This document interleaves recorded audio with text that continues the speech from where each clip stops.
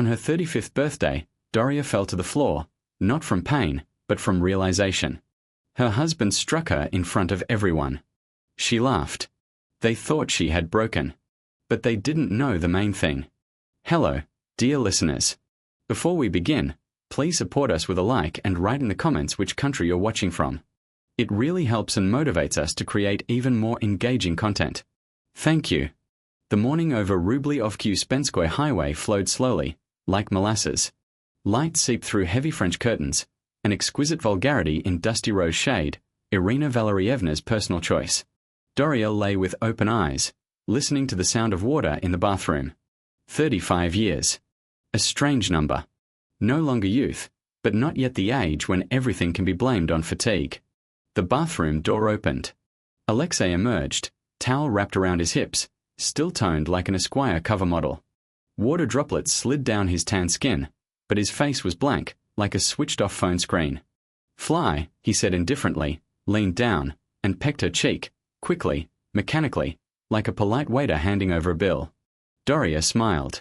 She had learned to smile in a way no one noticed the catch. Thank you. Mom's really looking forward to tonight. Don't let her down, he said, already pulling on his underwear without looking at her. Don't let her down, as if she were a hired actress who might forget her lines. Of course, she replied evenly. Alexei nodded and headed to the dressing room. Doria leaned back against the pillow, studying the stucco ceiling, cartouches, rosettes, another touch from Irina Valerievna to complete the picture of a noble estate.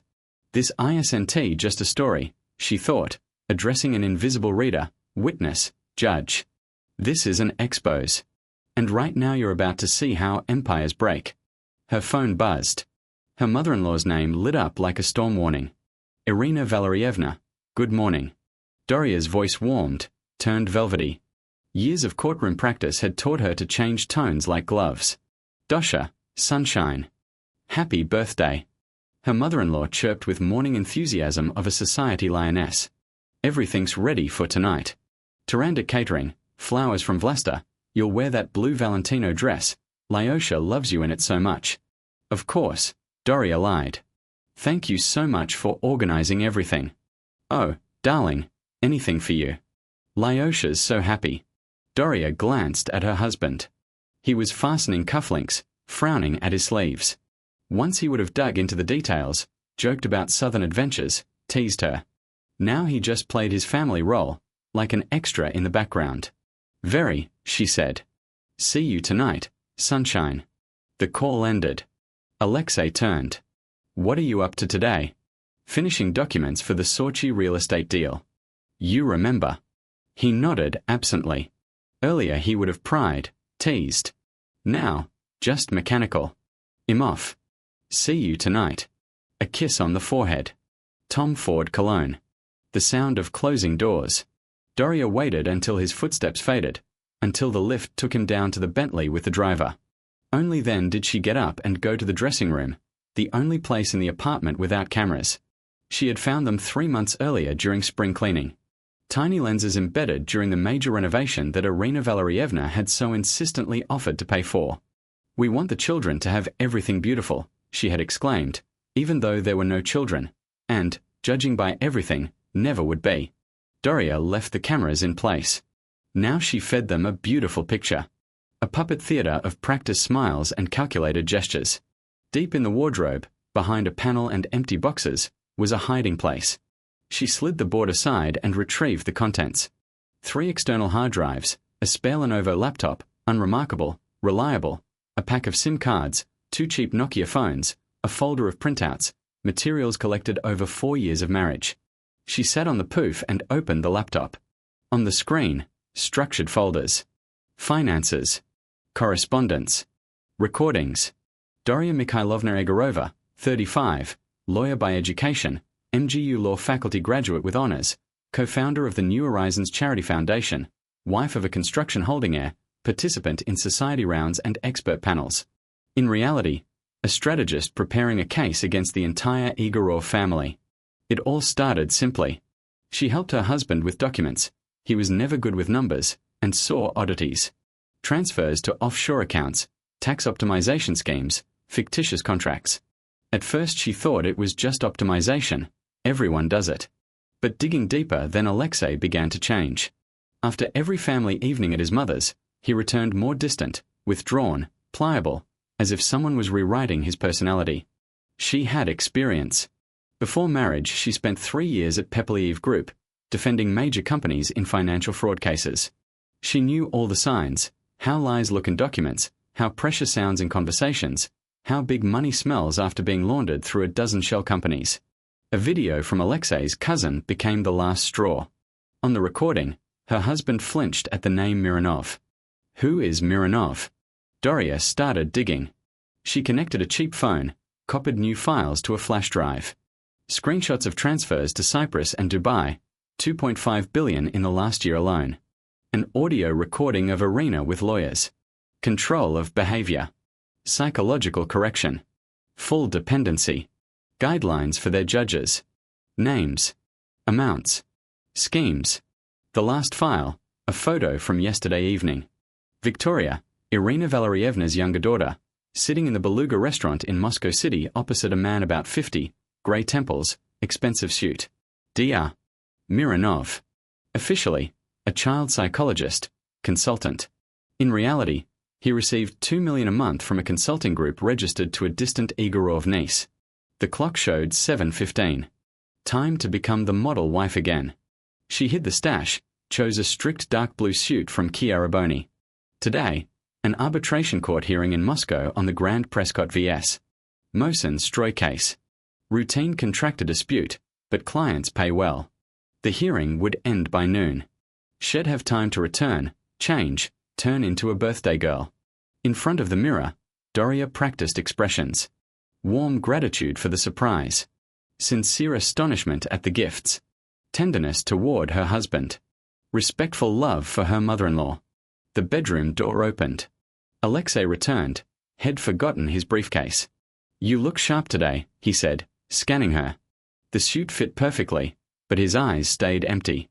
Doria noticed the details. Narrowed pupils, stiff facial expressions, tension in the jaw, side effects of something she hadn't yet identified. "You too," she smiled, walked over, and straightened his tie. For a second something alive flickered in his eyes, a shadow of the old Alexei, then went out. "See you tonight," he repeated and left for good. Her phone pinged, an SMS from Irina Valerievna. "Dosha, where's your blue Valentino dress? Lyosha loves you in it." Doria typed. Already ironing it, and pulled the burgundy dress from the closet, the color of ripe cherries. The color of blood. A quiet protest only she would notice. In the taxi to court, Doria split in two again. On the outside, an ideal picture. Successful woman with Bobby Brown makeup and Celine bag. Inside, a strategist preparing a strike against an empire. Her phone buzzed, a telegram message from consultant. Materials received.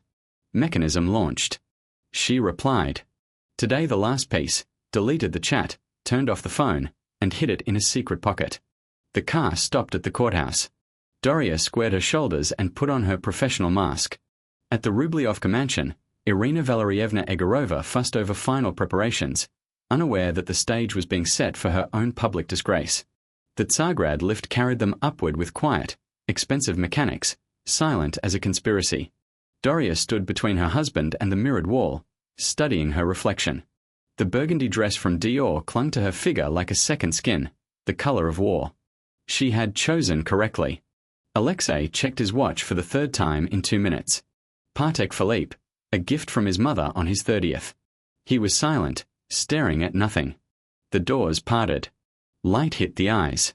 Chandeliers, gilt, orchids human height, a harp in the corner like something from a fairy tale about a dead princess. All of it, a show, Doria thought. Scenery for the cream of society who would today witness an execution. Dosha. Irina Valerievna floated toward her in a cloud of Chanel No. 5 and fake joy, ivory dress, 3-strand pearls, smile of a politician before elections. She embraced, kissed cheeks. "You'd look better in the blue one, darling." "I wanted to surprise everyone," Doria replied, looking her mother-in-law straight in the eyes. First move made. Irina Valerievna froze for a second, then laughed, loud, performative. Well, surprises are wonderful. Come, everyone's gathered. She took Doria by the arm and led her through the crowd, like a theatre director showing who's in charge. Doria nodded to familiar faces, smiled, counted to herself. Not a single ally, not one person from her professional circle. All their own. Why had none of her colleagues come? Coincidence, of course. Sister. Artyom appeared from behind, offering a glass of sparkling. Her husband's cousin, once almost a friend. Now connected by risk. Thank you. Doria took the glass, noticing how his fingers whitened on the stem. Great evening, he said neutrally, almost diplomatically. Lots of interesting people. She followed his gaze. By the window stood Pavel Mironov, the family psychotherapist. Grey temples, expensive suit, manners of a university professor. Officially, stress consultant for top managers. Unofficially, specialist in psychological manipulation, shady reputation. Very interesting, Doria agreed. Artyom squeezed her elbow, a warning, and melted into the crowd. Mironov was talking to Victoria, Irina Valerievna's younger daughter. Doria approached closer, hiding behind a waiter's broad back with a tray of canapes. Deadlines are tight, Victoria's voice drifted.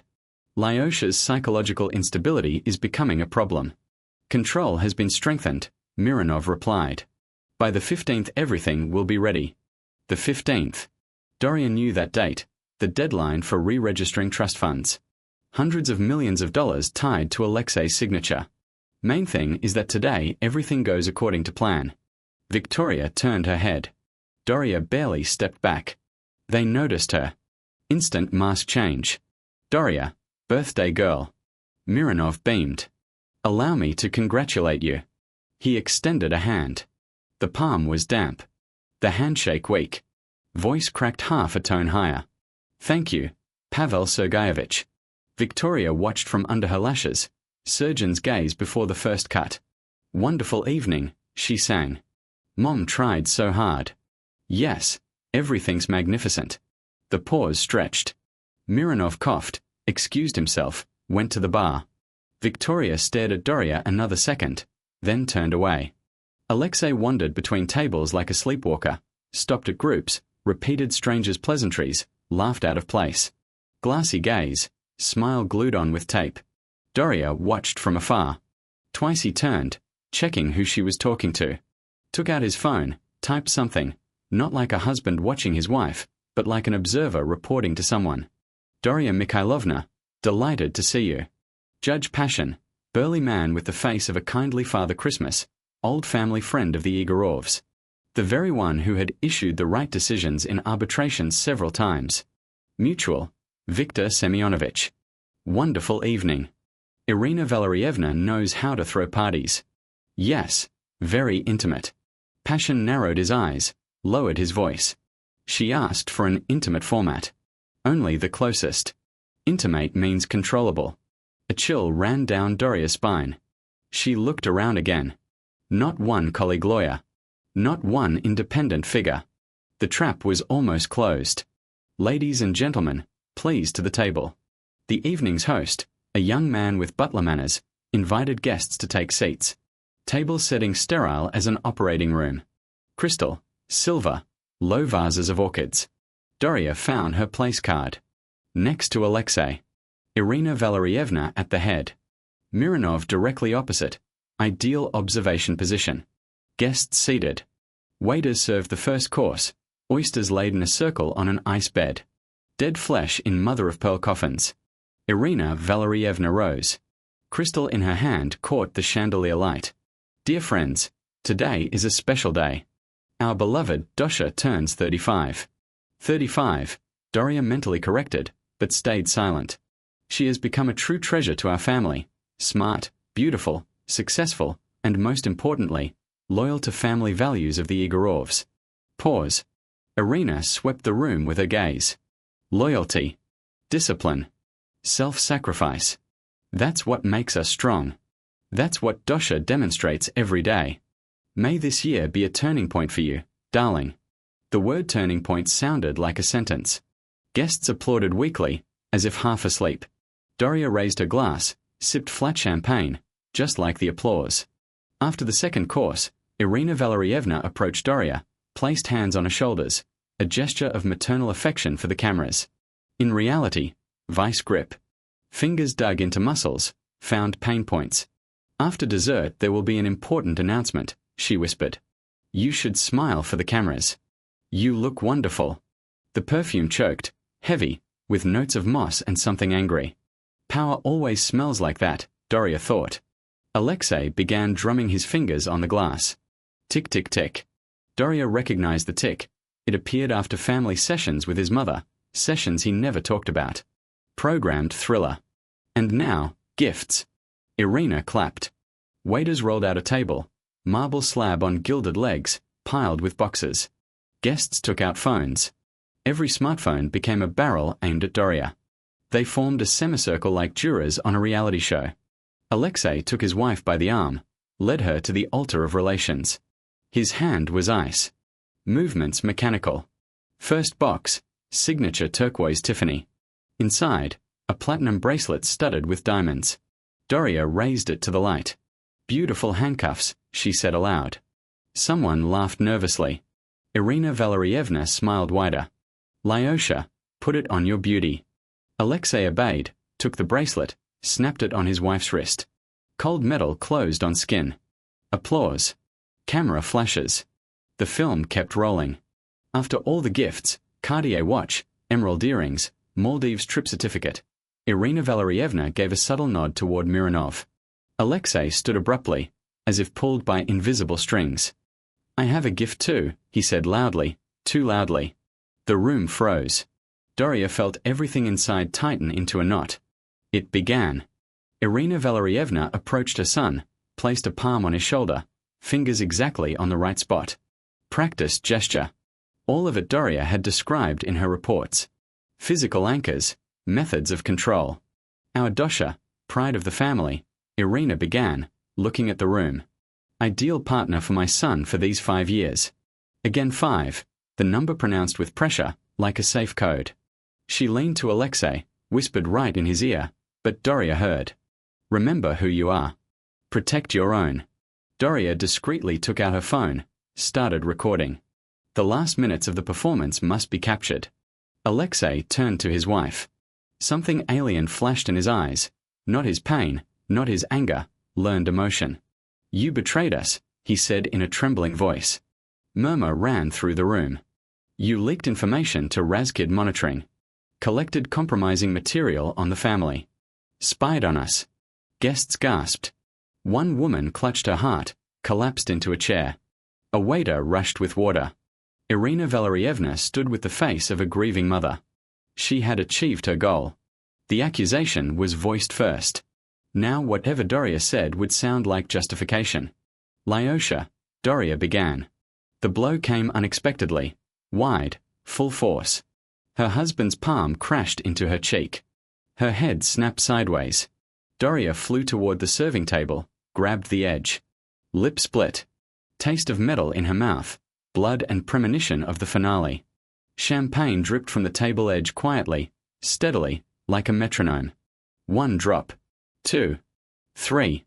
Irina Valerievna stepped forward, opened her mouth to take control as always. But Doria began to laugh. At first quietly, as if clearing her throat. Then louder. The laughter rolled through the room, bounced off crystal chandeliers, hit the hushed guests. It wasn't hysterical laughter of a beaten woman. It was rebellion. She rose slowly, holding the table edge. The burgundy dress unfurled like a banner over a battlefield. Blood on her split lip glistened in chandelier light. You couldn't have staged a better spectacle, she said, sweeping the room with her gaze, even if you out-hired and Matt director. Everyone stared at her, frozen like wax figures. Alexei, help her, Irina Valerievna ordered. But he didn't move. He stood staring at his palm, the one that had just struck his wife, examining it as if seeing it for the first time. Childlike bewilderment on his face, not understanding where the blood came from on his toy. Doria wiped the back of her hand across her lips, looked at the blood, smirked. You have just witnessed a psycho program in action, she announced to the room. Congratulations. Not everyone gets to see how mind control technologies work. She pulled out her phone, waved it. Everything's recorded. Every word, every gesture. And not just here. Copies have already been sent. If anything happens to me in the next, say, 5 minutes to 10 hours, the archive goes to Novaya Gazeta, investigative committee, and a couple of opposition State Duma deputies. They've been waiting. A rustle swept the room. Guests reached for phones. Screens lit up one after another. My God, someone exhaled. Daughter-in-law of the oligarch accuses family of psychological abuse, already online. Video evidence in open access. FSB will check the holding's funding sources. Irina Valerievna stood motionless, like a pillar of salt. For the first time in all the years Doria had known her, there was no calculation, no cold superiority on her face, only pure animal fear. Doria raised the phone to her lips like a microphone. Her voice was calm, measured, the voice of someone who knows exactly what they're doing. For the record, Alexei Igorov's trust fund required 5 years of impeccable marriage to gain control of assets. Impeccable being the key word. She paused, swept the silent guests with her gaze. But public violence, which you all just witnessed, annuls the legal basis of the marriage contract. Article 69 of the Family Code, if anyone's interested. Everything was recorded. Everything in front of witnesses. This evening became the point of no return for the contract. You planned all this, Irina Valerievna hissed. The mask of maternal care finally fell. Doria shook her head. I only documented what you created. Alexei, your program in a human body. A robot of flesh and blood. She turned to the waiter. Turn on the projector, the one in the corner. The young man hesitated, looked at Irina Valerievna. She was silent. Turn it on, Doria repeated, or I'll call your director and tell him how Tsargrad participates in money laundering through catering. The waiter rushed to the equipment. The screen unfolded, glowed. Documents. Tables. Schemes. Financial flows through offshore Cyprus. Doria commented. Here, money flows to holding registered to a nominee director. And here, transfers to Dubai company Desert Rose Investments. Sounds beautiful, doesn't it? Click. New slide. Scripts of behavioral suppression. Protocols of influence. All signed by Dr. Mironov. Doria turned to the psychotherapist. He backed away, bumped into a column. Pavel Sergeyevich, her voice rang like steel. You remember Alexei at 13, don't you? Remember how you taught him correct reactions? It was a therapeutic approach within family counseling, Mironov muttered. You turned a child into a circus monkey, Doria interrupted. Anger on command. Obedience on command. Love for mother on command. And all of it financed through the Family Perspective Charity Fund. Want to see the reports? Mironov was silent. Sweat beaded on his forehead, streamed down his temples. Doria straightened. The blood on her lip had dried into a dark scab, but her eyes burned. You standing here, she swept her hand across the room, with the support of the Igorov family, their connections, their strength, their impenetrable wall. And now you are witnesses to their fall. Click. New schemes on screen. Charity funds as money laundering machines. Here, new generation, future of Russia. Beautiful name for dirty deeds. Click. Transactions through shell companies. Money goes to Estonia, then Latvia, then Zurich. Classic scheme. Nothing original. Senator Pisarev, burly man with a bulldog face, slid to a marble column, leaned against it. Judge Pashin lost his Christmas flush, his face turned grey like February snow. Irina Valerievna's hand trembled. She clutched her throat as if she couldn't breathe. The diamond necklace, gift from her late husband, shook in time with her pulse.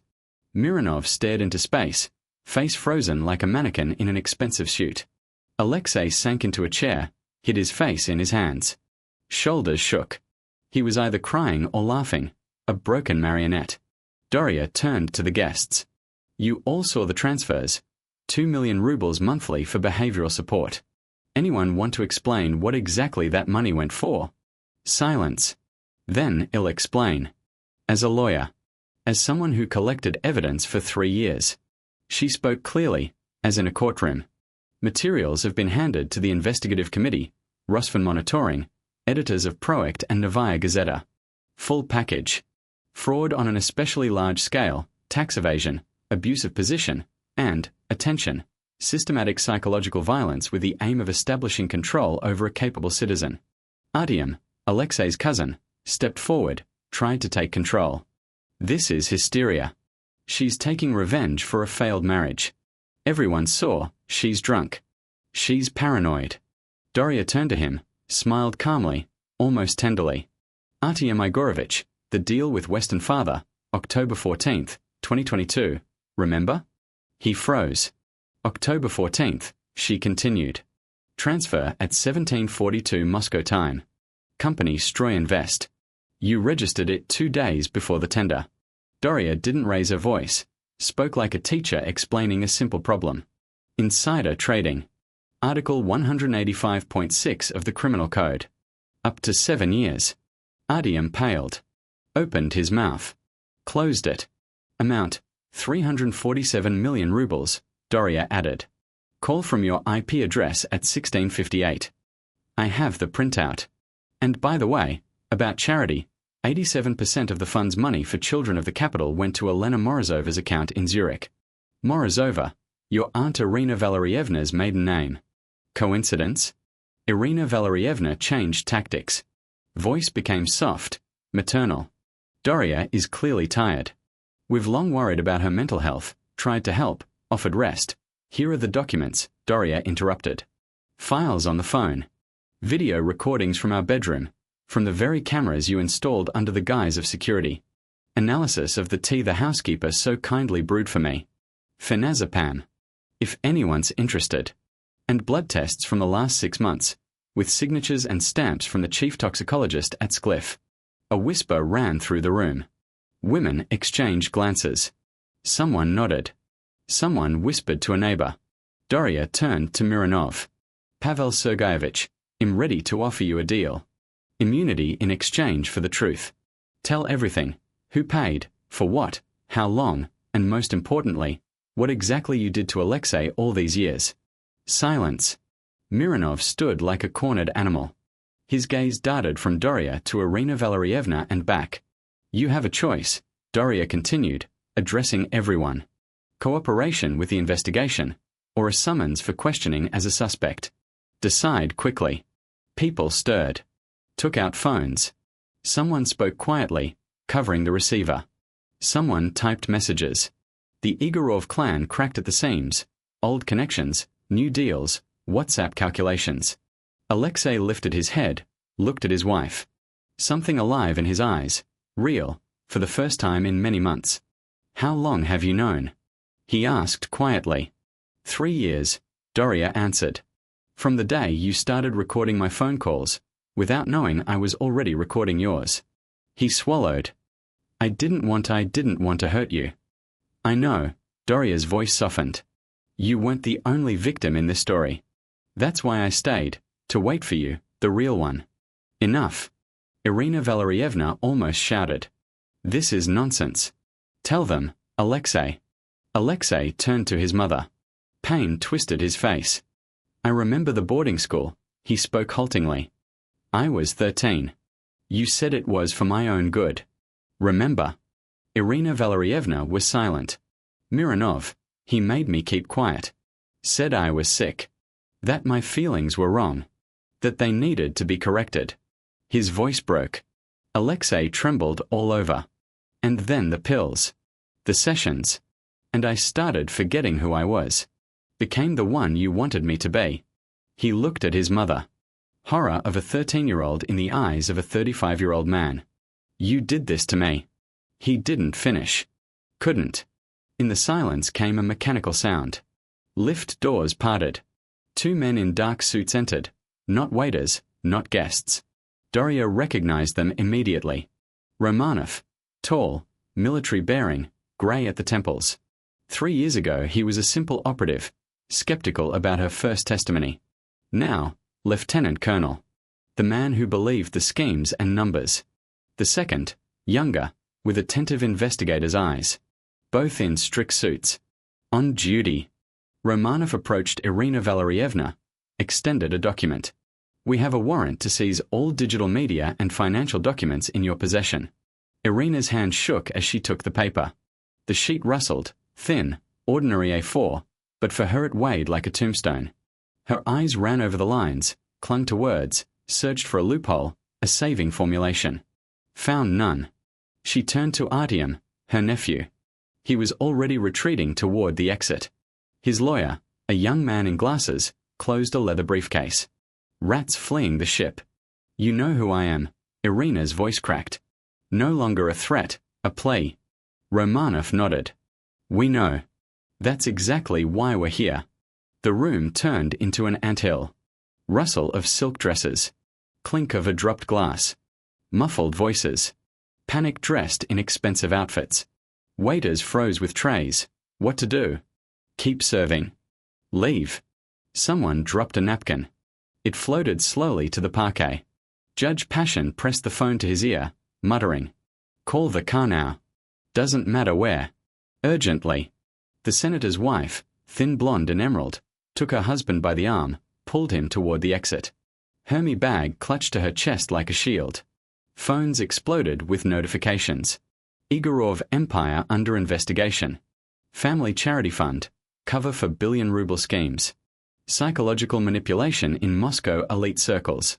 Shocking details. Irina Valerievna straightened. Last attempt to save face. This is a terrible misunderstanding. A family quarrel, nothing more. Doria has always been prone to exaggeration. We have friends who will confirm. Colonel Degtyarev, head of an MVD department, frequent guest at the Igorovs, stepped back. I'm no longer your man, Irina Valerievna. The avalanche began. Denials. A PR manager of the holding, energetic brunette in a strict suit, already typed a press release. Preparing to distance fully. Old partners deleted numbers from contacts right there, without shame. A doctor from Commissant called the editorial office. Pull the material on the Queen of Charity. Yes, all of it. Alexei sat motionless, staring ahead, but his gaze was inward. Memory surged. Karelia. Summer. Hes 13. Wooden house by the lake. Smell of pine. Mom said. This is for your own good. Health camp. Special. First session with Mironov. Soft voice. Tell me what you feel. Then cold. Icy hands on temples. Silence means strength, repeated. Headaches sharp as needles. Punishment for disagreement, for resistance. Pills. Small white vitamins for the brain, Mom said. Blessed emptiness instead of feelings. Doria approached slowly, stopped one step away. She wasn't sure who was in front of her, husband or still a puppet. Conflicting feelings battled in her. He had hit her, but he himself had been beaten, only differently, methodically, for years. He had been cruel, but can a broken machine be blamed? She sat beside him, said quietly. The program is breaking. You're no longer obligated to be their mechanism. Alexei slowly turned his head. Gaze clear, for the first time in many months. Alive. Real. I caused you pain, he whispered. He looked at Doria with horror, raised his hand slowly, uncertainly, reached toward her face, toward the split lip. Froze, not daring to touch. I would never, voice broke. But I did. I did this. Realization grew in him like a forest fire, burning from inside. Doria leaned closer. You weren't yourself. It was a programmed reaction. Your mother triggered the command. You executed. In the other end of the room, Mironov was shaking in front of FSB officers. Face grey as ash. I followed instructions. Simply followed the method. It's a scientific approach. Doria turned to Alexei. Do you remember how far it went? He clutched his temples. Memory returned in waves. Isolation. Room without windows. For concentration, they said. Repetition of the same phrases hundreds of times. I am Igorov. I am strong. I am cold. Punishment for resistance, not physical. Worse. Chemical. Electrical correction of neural connections. They did this for 23 years. Alexei doubled over. The pain was physical, as if someone was pulling rusty nails from his brain. Alexei, Irina's voice trembled with desperation. Don't listen to her. Everything we did was for you. For your future. Doria stood up calmly. All sessions are recorded. Irina Valerievna. Your instructions to Mironov. What emotions to suppress, what reactions to block. I have the recordings. The mask finally fell from Irina's face. No society lioness, just a woman losing everything. Rage and fear twisted her features. The Igorov legacy had to be protected. He was weak, soft, incapable of running the empire. Alexei straightened, looked at his mother. My weakness was that I wanted to live. Simply live. Read books. Write music. Be with whoever I choose. He turned to Doria. Plea in his eyes. Was there anything real between us? At least in the beginning? She nodded. The first year, before they intensified the influence. You were different. Alive. Cheerful. That's why I stayed, to wait for the real you. People in uniform filled the room. Investigative Committee. FSB. UBEP. Businesslike, without fuss. Professionals. An officer read Irina Valerievna the arrest warrant. She held her back straight, years of training, but her fingers trembled finely. Artyom was already negotiating with a young investigator. Full access to company servers, all passwords, all documents, in exchange for leniency. I'm ready to cooperate. Mironov sat at the table, writing testimony. Hand shook. Letters came out crooked. He raised his eyes to Alexei. No request for forgiveness, just endless fatigue. Doria stood amid the ruined celebration. She could leave. The job was done. Justice would prevail. But she stayed, for Alexei. He was like a man who had his blindfold removed after long years of darkness. Squinting. Looking around. Reaching toward light. Toward himself, new or forgotten old. I can help, she said. I have all the materials. Triggers. Behavioral patterns. Schemes of influence. It will help recovery. Alexei looked at her with incomprehension. Why? After everything, he touched her cheek where the bruise was swelling. Why do you want to help me? She touched her split lip. Winced. But smiled. Because I know how to distinguish those who pull the strings from those who are pulled. 6 months later. Moscow City Court Hall. Doria sat in the back row, watching Irina Valerievna in handcuffs. No makeup. No jewelry. Hair in a low bun, grey strands she used to carefully dye. Gaze empty, directed nowhere. The hall was packed. Journalists from Vedomosti, RBC, Kommersant scribbled in notebooks. Former Igorov partners sat in tight groups, those who had been deceived, squeezed out of business. Faces grim, but with a shade of satisfaction. Judge Kravtsova, a woman about 50, straight-backed, attentive eyes, studied the case file. After Passion's removal, all his decisions from the last 5 years were being reviewed. The prosecutor rose, began reading the indictment. Voice dry, businesslike. Based on the evidence presented, including documents provided by witness Doria Mikhailovna Egorova, testimony of Dr. Mironov, financial expert conclusions, specialist neuropsychologist's opinions. The list was long. Schemes of money laundering, tax evasion, abuse of trust, and, for the first time in Russian judicial practice, systematic psychological influence aimed at suppressing the will. Irina Valerievna had no army of lawyers left. Artyom had testified against her in exchange for leniency. The holding's lawyers had fled, some abroad, some to other firms. Beside her sat only a state-appointed defender, a young woman with a worn backpack instead of a leather briefcase. After the break, Maria Chen, judicial auditor from the Central Financial Investigations Bureau, approached Doria. Short woman in a strict suit, folder under her arm. We traced over 38 billion rubles withdrawn abroad and returned through shell schemes, she said quietly. And you know what? You were still too cautious in your calculations. Doria nodded. The numbers no longer concerned her. There's something interesting, Maria continued. In the old statute drafted by your husband's grandfather in the 90s, there's a curious clause. Redistribution of assets in favor of victims in case of systemic abuse of trust established. Grandfather was a wise man, Doria said quietly. Alexei had told her. The old man trusted no one, not even his own son. This clause allows directing the funds not to the treasury, but to compensation funds for everyone harmed by the Igorov family's actions. Doria smiled for the first time that day. Justice isn't only retribution. It's restoration. In the courthouse corridors, Doria met people whose names had been erased from the holding's history for years. Former Charity Foundation employees fired for disloyalty. Partners who lost businesses to raider takeovers. Relatives excluded from wills. She especially remembered Anna Egorova, Alexei's cousin. Thin woman about 30, determined gaze.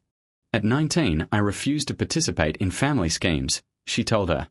Irina Valerievna came to me personally. Said, either you're with us or against us.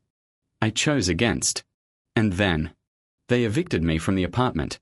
It turned out to be registered to a shell company. Expelled from MGU, the dean got a call. Couldn't find work anywhere. Former relatives called everywhere. But you survived. I survived. Moved to St. Petersburg. Started from zero. Now I have my own legal practice. I'm helping the investigation reconstruct the family's internal hierarchy, methods of pressure, chains of dependency. At the second hearing, Mironov testified. Aged. Gaunt. Spoke monotonously, like a robot. Ironically, given his specialization. He described mental coding methods. Directives received from Irina Valerievna. Specific triggers, certain touches, phrases, even smells, that activated desired behavior. Alexei Igorov was one of the first, he said. The experiment began when he was 13. By 18, we achieved full control over his emotional reactions. Alexei wasn't in the room. He was undergoing rehabilitation in a specialized psychiatry institute department. His legal status remained unclear. He was both perpetrator and victim. Doria visited him once a week. He had changed, thinner, older, quieter. No longer the gloss, the confidence of a successful heir. I don't know who I am, he said at their last meeting. Even my favorite color, blue, turns out it was their choice. Because blue inspires trust in business partners. You're no longer obeying the program, Doria replied. You're asking questions. That's the beginning of freedom. He smiled, uncertainly, but sincerely, for the first time in a long time. Truly. Doria officially left the partnership at Mikhailov and Partners. She could no longer represent corporate interests knowing what happens behind their facades. Instead, she founded the Cognitive Freedom Foundation. Small office on Chista Prudi. 5 employees. Modest budget. Clear mission. Countering psychological violence. Investigating financial manipulations. Protection from control through medication, information, technology. In 3 months, the foundation took on 24 cases. Former Igorov holding employees, graduates of elite boarding schools, victims of corporate sex. Doria launched an educational platform for judges, psychologists, deputies, lobbied for recognizing cognitive violence as a separate article in the criminal code. Freedom of will is not a philosophical category, she said at a public chamber conference. It's a basic human right that must be protected by law. Irina Valerievna's sentence came at the end of November. 28 years in a general regime colony. Fraud on an especially large scale. Organizing a criminal community.